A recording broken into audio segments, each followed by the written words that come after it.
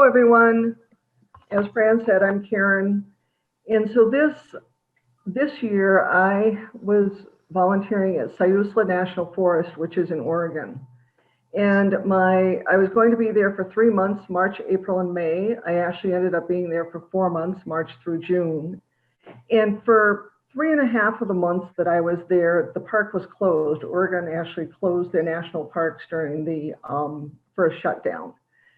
So if you could imagine being like at Itasca State Park, even Voyageurs National Park, and you are one of 7 people that get to stay in the park and everyone else can't come in. That's basically what it was. So it was a very different experience than I planned, but I had a lot of unique things happen and just got to experience. And so I'm going to tell you about some of those, just show you some things I observed, and in the interest of time, I'm just going to go over a few things. At the end, I'm going to talk to you, I will tell you about how you could volunteer for a national park or a national agency. We'll go through some of that at the end. So here we go. So the first thing, it's always good, I think, to know where someone is. And so on the left-hand side is a map of Oregon. And on the coast, about halfway down, is the town of Florence. And that's where I was. And then if you look at the map on the right-hand side, all of the blue on the map on the right-hand side is actually Siuslow National Forest. Where I was in the town of Florence. And right above Florence, you see this river, which is the Siuslow River. That river plays an important part because that river was kind of one of the boundaries of the beach that I worked at. It's a southern boundary of the beach. So that's kind of where I was. And then what this looks like, because Florence is in that white line that you see in the map, was 101. So there's Highway 101, you get off and you're in the Siuslow National Forest. There's some land, and then it's sand dunes and the beach. So here is what it looked like when I would drive I was in the park and I would go down to work every day. This first picture in the upper left-hand corner, that's the parking lot. Those are the sand dunes, and then I'd walk up that hill over the sand dunes to get to the beach.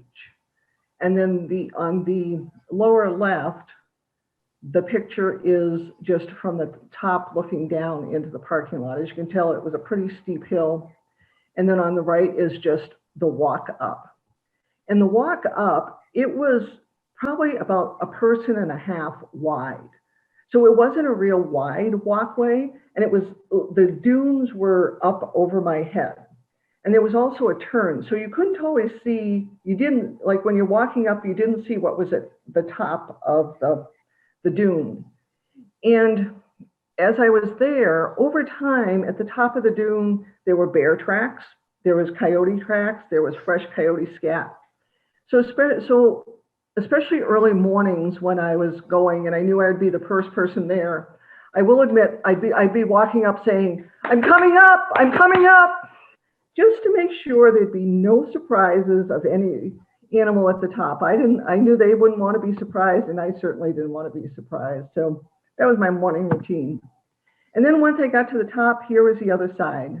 It was just beautiful beaches. And the Oregon coast is, at the part I was, it's all sand beach for miles. I could walk miles both directions. I'd have to ford a couple of rivers, but just beautiful.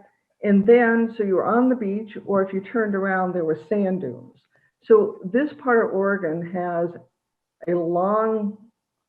lots of sand dunes, beach, ocean. So that was kind of where I was. And what I was supposed to be doing was, my official title was Snowy Plover Docent. And these little birds you see in these pictures are snowy plovers. And as you can see by looking at the pictures, they really blend in with their surroundings.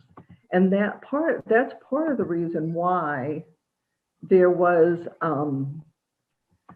protected, because it's really hard to see them as you're on the beach. So during the nesting season, there's no dogs allowed on the beach, and there's also limitations about where people were allowed in their nesting areas. And this is what they look like. They typically, there's typically 3 eggs laid. And as you can see, one of the reasons why they're endangered is their nests are right on top of the sand. Basically, the male of the species just kind of flips his wing up and makes a little indentation in the sand. If the female likes it, she'll lay her 3 eggs there. And then for 28 days, they take turns sitting on the nest, and then they have their little chicks. And in this picture, this chick here had been born short time ago. You can see some of its fur still wet. This middle chick is still being born, and this one was the first one born. It's dry. This is when they were a little older. This is the biologist holding one of the chicks, and you can see this blue band. They actually band the birds so they can track them over the years to see how long they live, whether they come back to the nesting spots. And they started this trying to get the birds back probably 10, 15 years ago. And at the time they started, they figured there was probably 50 to 75 plovers in the area, and there's probably now up to about 500. So it's been very successful. And then this lower piece, this is an egg. Actually, this is an abandoned nest. For whatever reason, the female laid 1 egg, and then they went off. The other interesting thing about plovers is that once the chicks are born, it's the mother that takes off because she wants to find a next mate. A female plover might have 2 or 3 batches of little birds during the season, whereas the male will stay with the birds for 28 days. Will sit on the nest, take care of them, raise them until they're reach adulthood, if you will, and are on their own. So now this is a little test for all of you. Look at the 2 pictures, and in each of the pictures is a plover. I'm going to give you a few seconds because I actually need to make an adjustment here. So see if you can see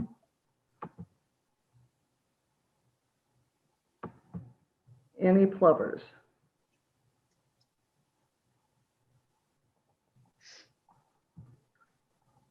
So, okay. So here's where they were. This one was about halfway up the beach. And as you can tell, with a lot of stuff on the beach, it's hard to know it's there. This one was up here. It was actually going back to its nesting ground.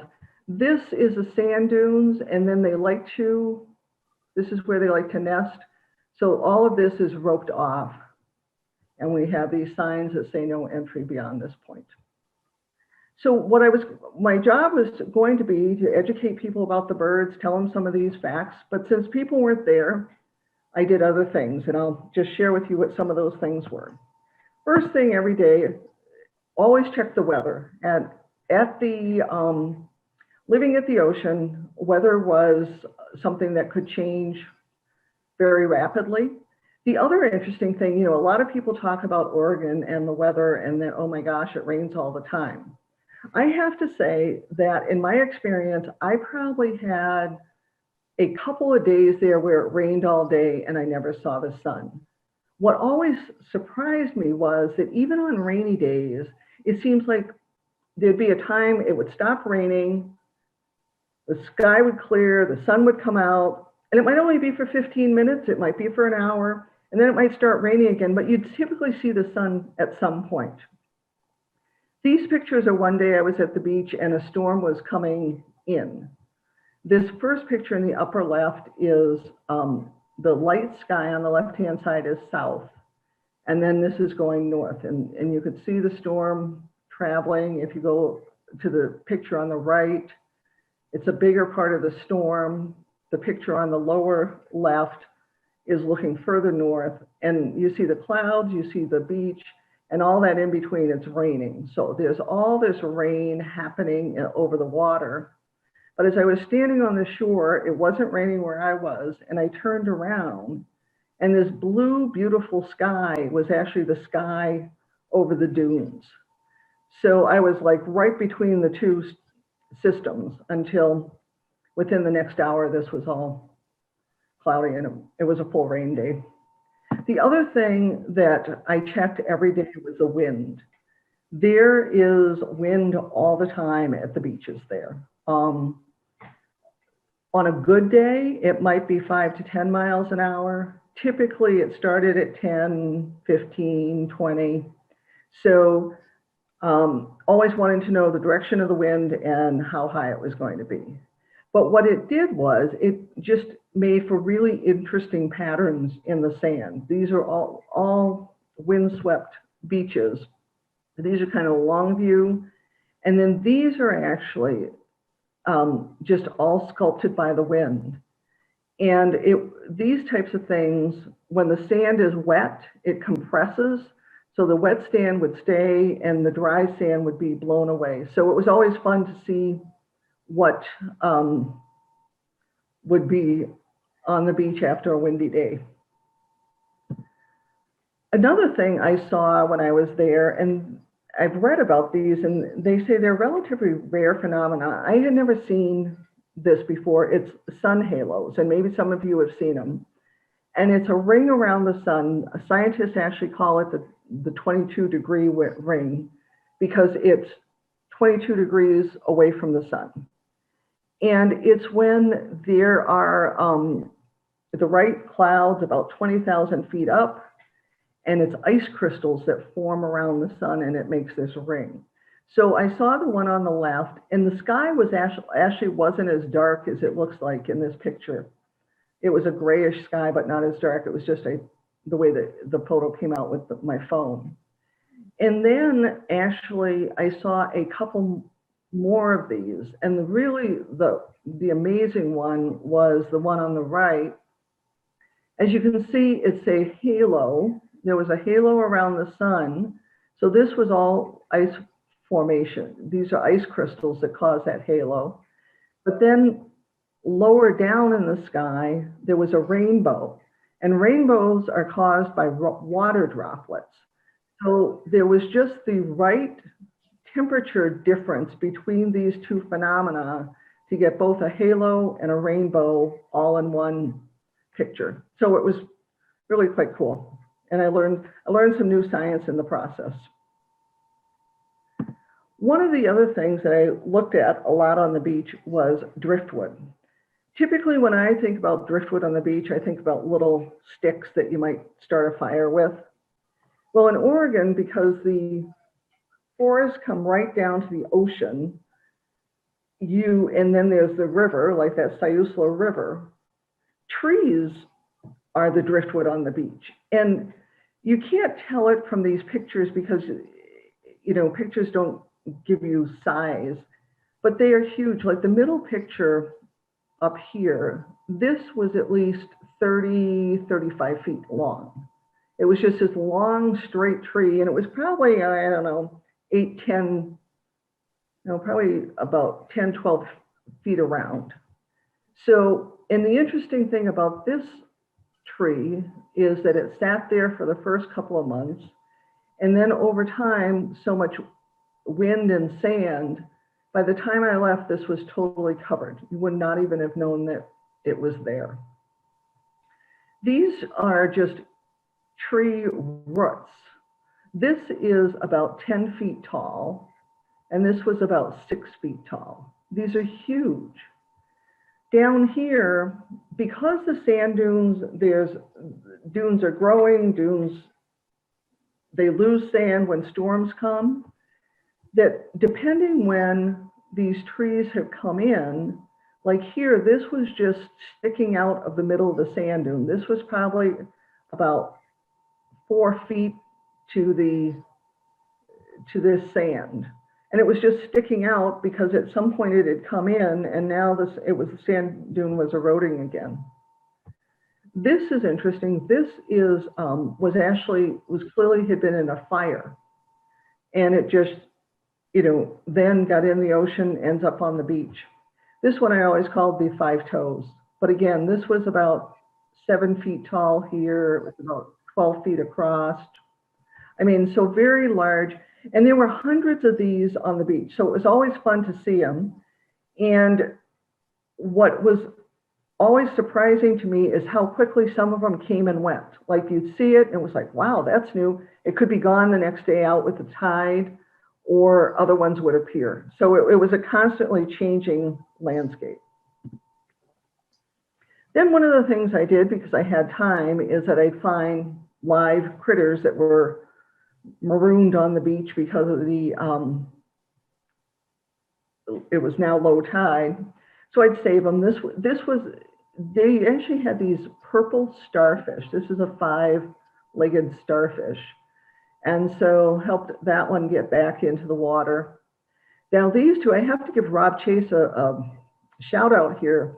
Rob at a Rovers meeting, and probably, I don't know, a couple of years ago, gave us these styrofoam pieces that to sit on or do whatever when you went camping.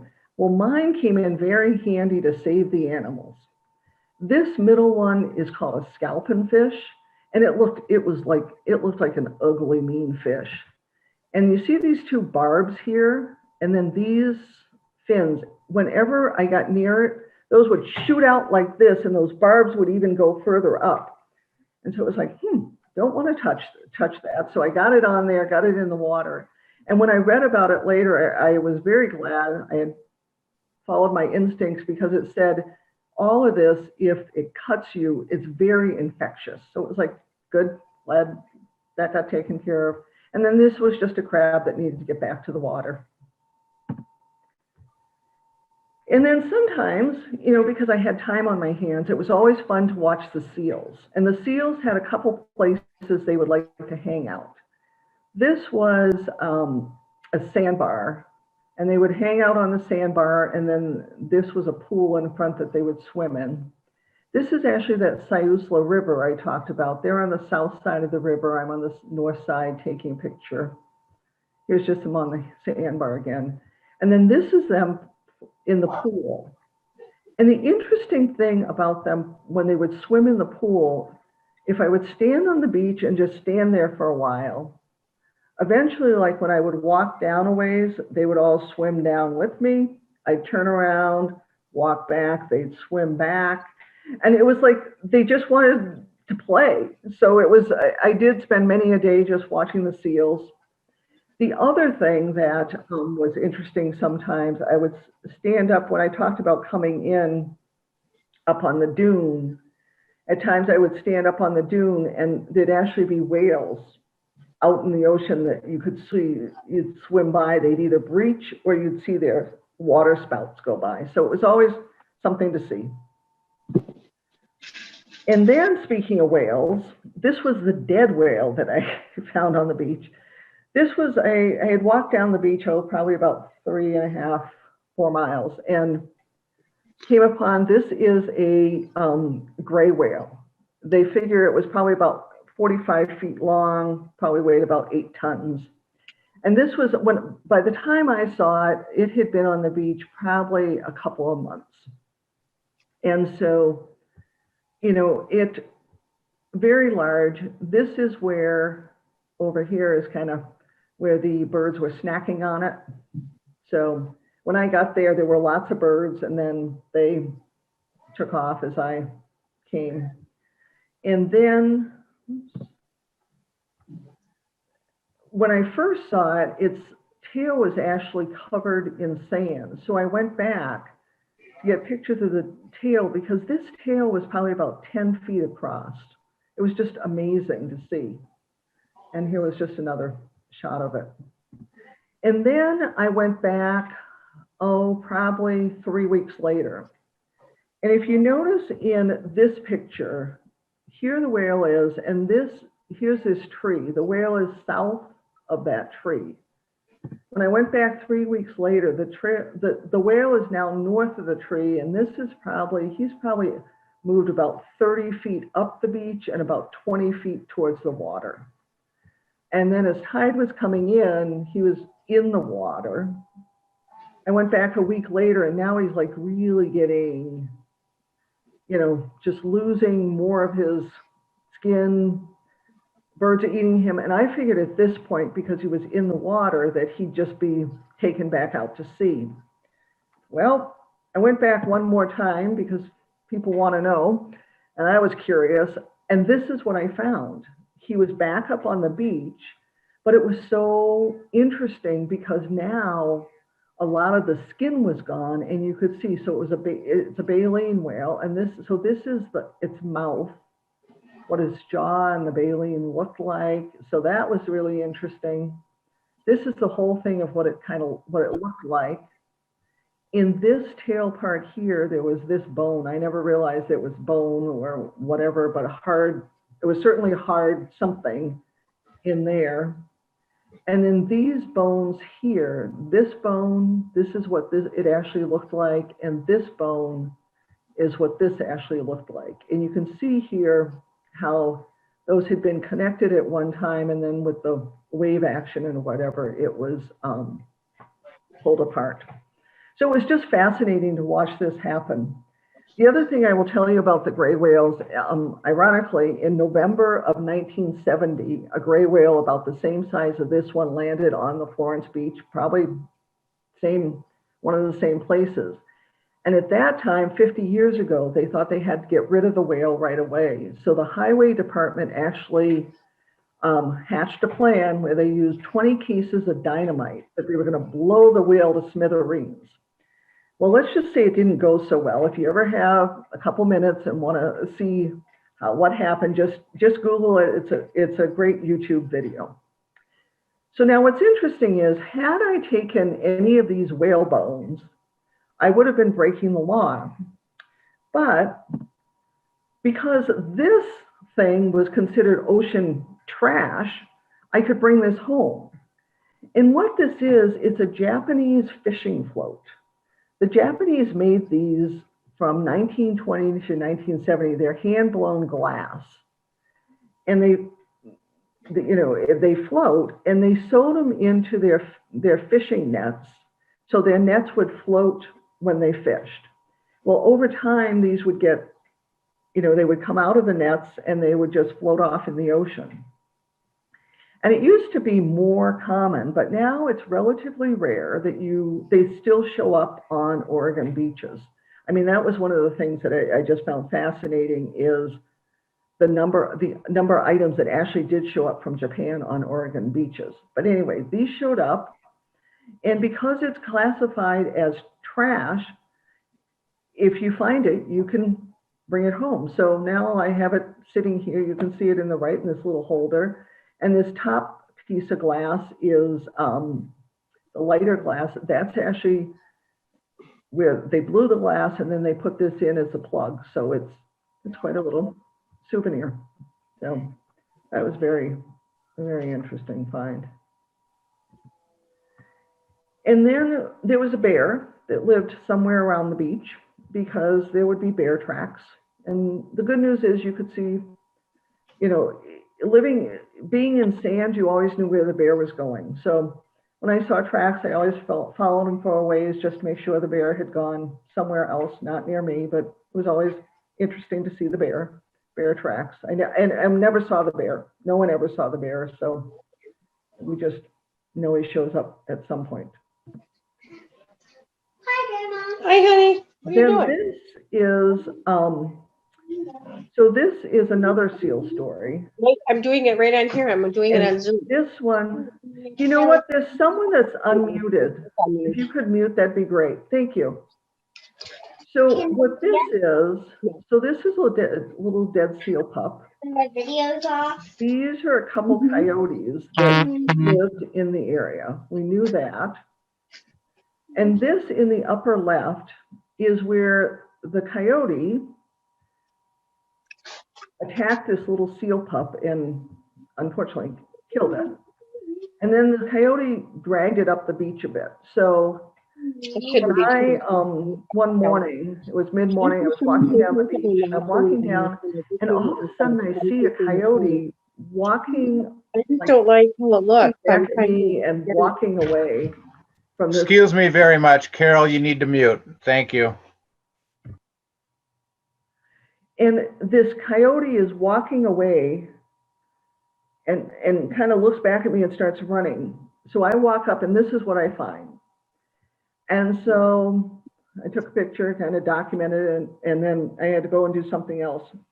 And then I came back a little later. And again, as I'm walking towards it, whoops, I see the coyote running away from the seal. And then I see 4 turkey vultures just buzzing overhead. And I'm like, oh, they're waiting for lunch, breakfast, whatever. Well, as soon as that coyote starts running off, the turkey vultures aren't caring about me. I see them go down. So I had binoculars, and I put my binoculars up to watch this because I was still a ways away.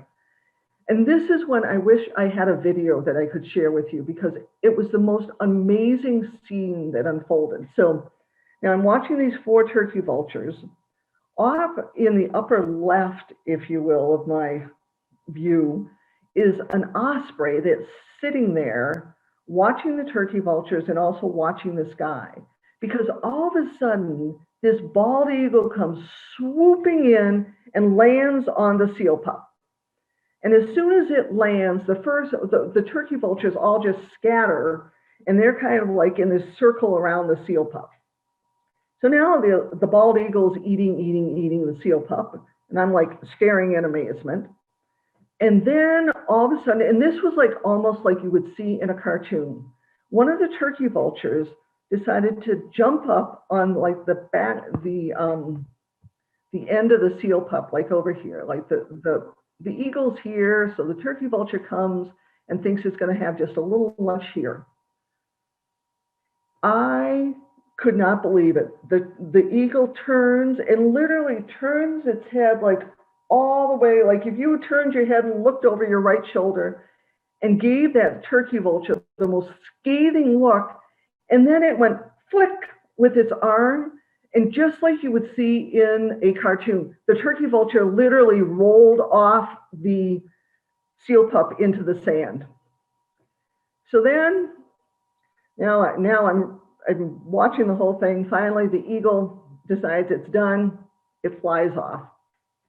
Turkey vultures jump on immediately. Well, all of a sudden, that osprey that had been sitting here waiting, now that the eagle was gone, it comes flying in. And there must be the hierarchy, because those turkey vultures jumped off again, let the osprey eat what it wanted to.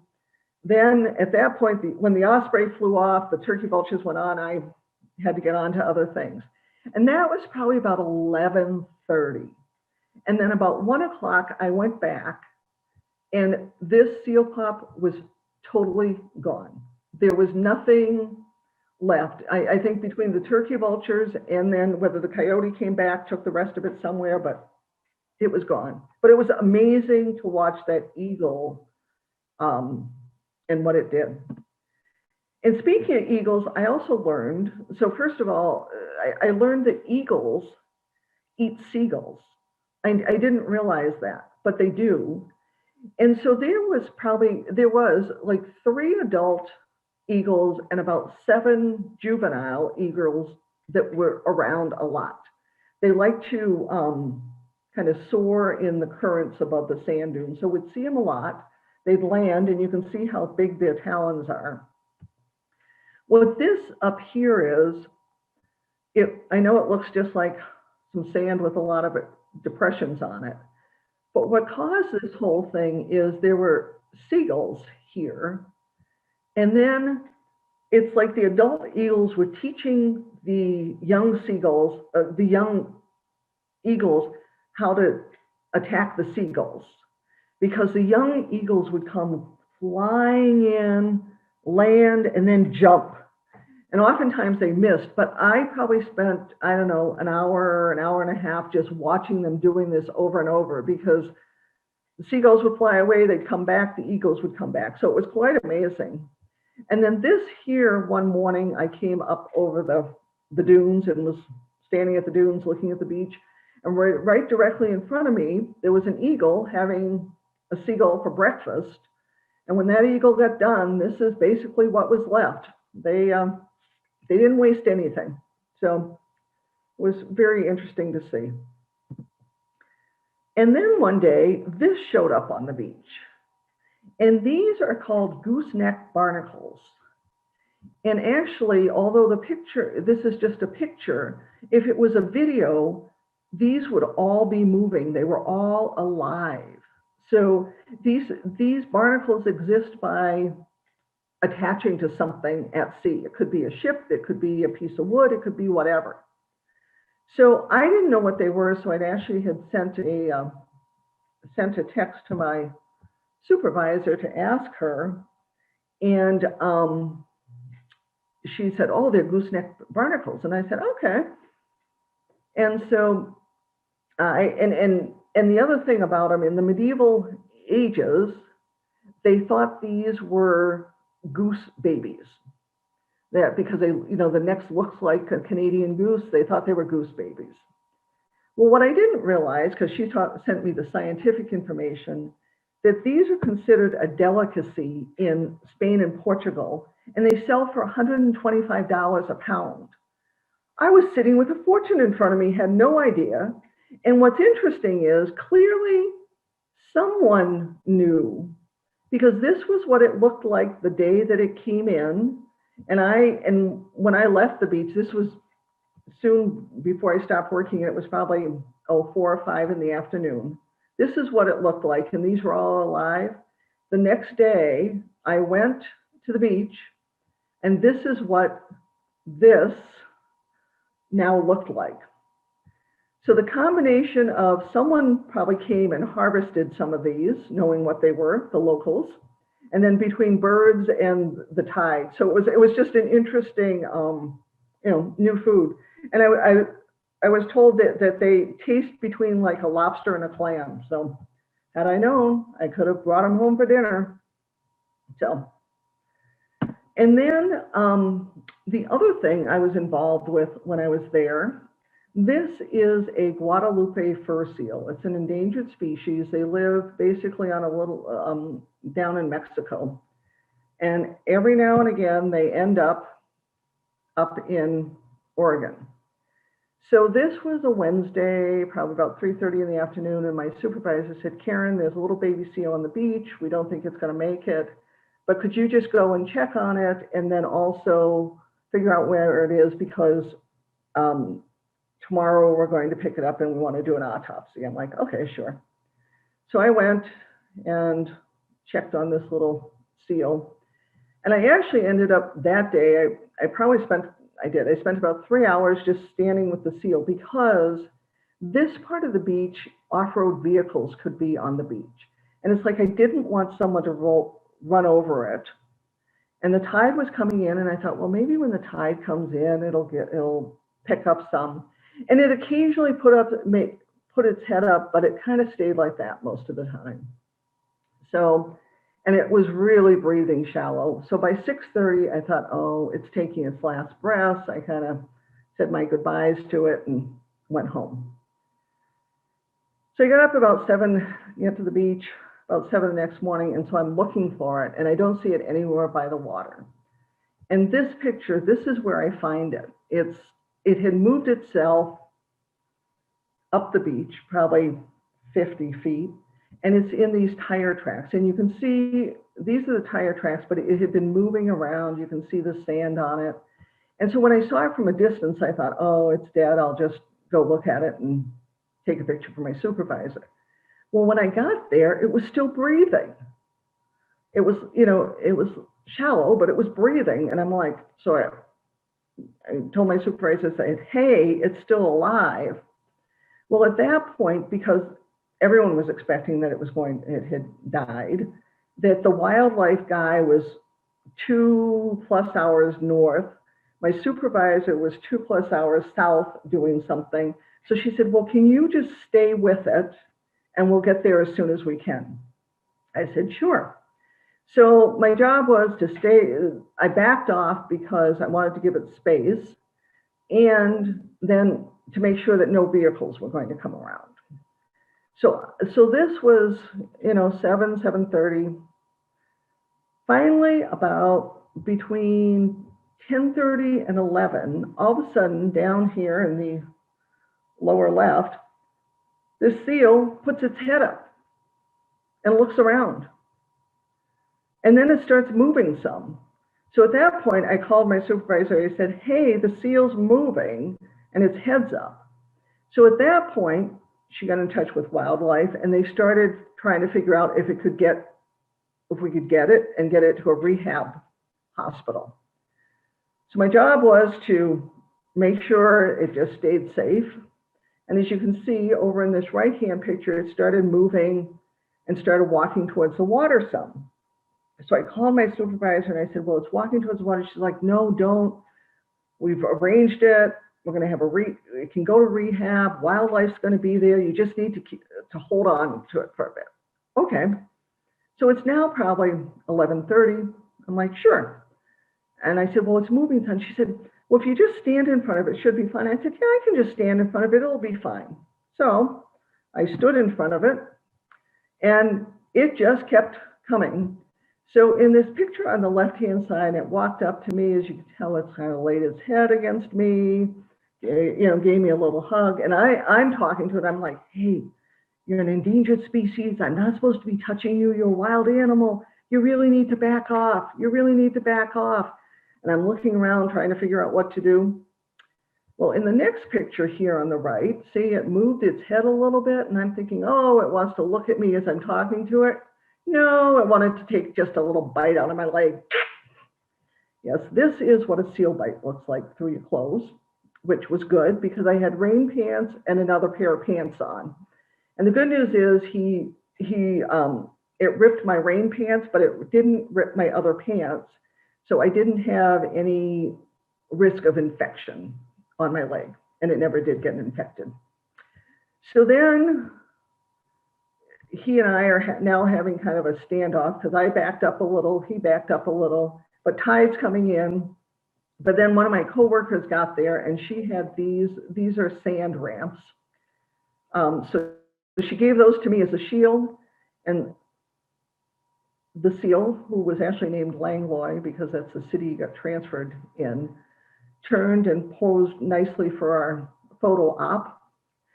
And then wildlife did show up probably about 12:30 or so. We did get him loaded up into a crate and he did get to a rehab hospital. He lived about a week, but unfortunately his stomach wasn't processing food and he ended up dying in his sleep. But it was just a really amazing experience to be part of. I probably spent about 9 hours with him over all the time. And my supervisor said, Karen, I've worked for the Forest Service for 23 years. And she said that this is the first time we've ever rescued a seal and actually got him to a rehab hospital. So it was a pretty cool experience.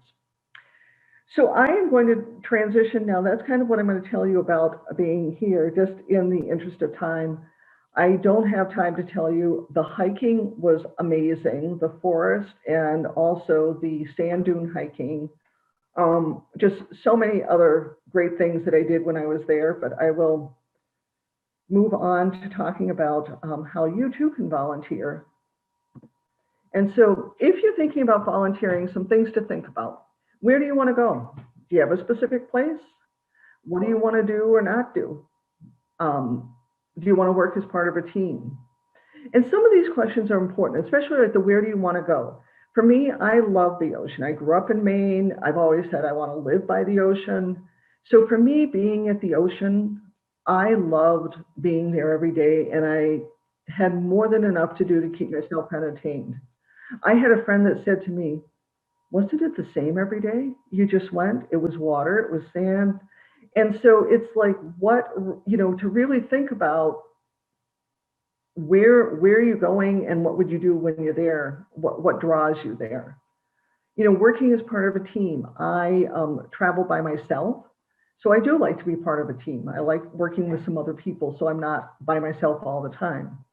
Then how long do you want to volunteer for? Do you want to volunteer for a full season, a year, a couple months?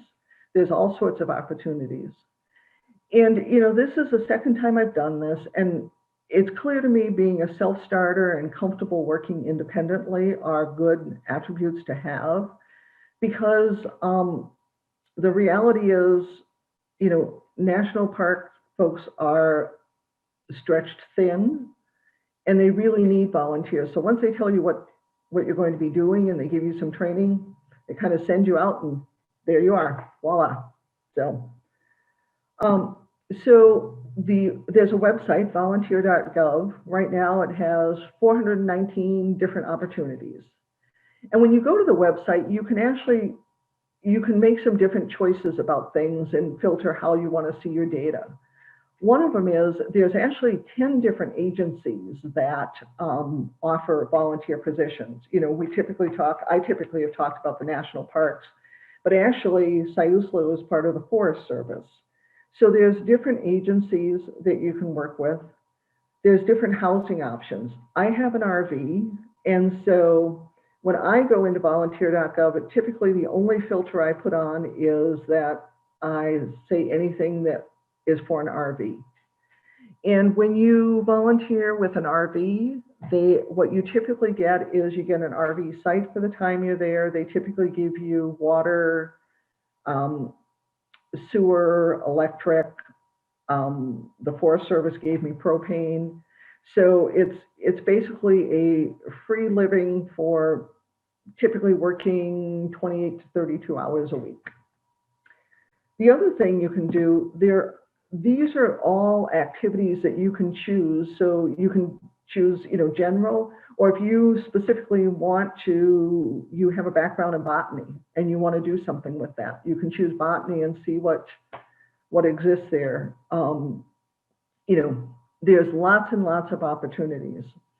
So if you're interested, I always tell people start looking way before you ever really want to volunteer, because you start seeing the different types of positions that come up. You start getting a sense for different parks post things at different times, and you know, you never quite know when something might show up. So, and that's kind of like for me in terms of what's next. It was one of those things you never quite know. So if things work out, I will be a campground host at Arches National Park in 2021. But the reason I say if things work out, because what happened was probably early December, end of November.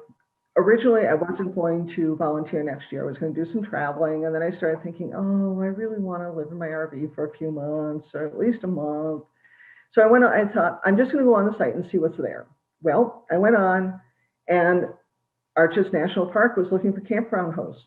And I thought, well, you know what? I'm just going to fill out the application. It's an online application, and I did it. And I got an interview. So I've had the interview, and where things stand now is that they would hire me for a job if there's a job.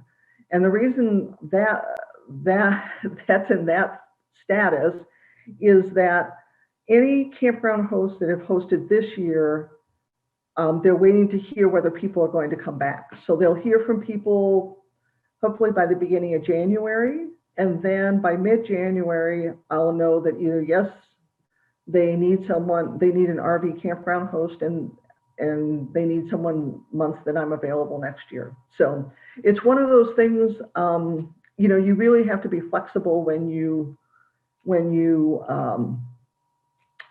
apply, because it's not always yep, we know the facts exactly, but if you're willing to wait it out a little bit, it's like good things could happen. So that's all I have prepared, but the people have questions?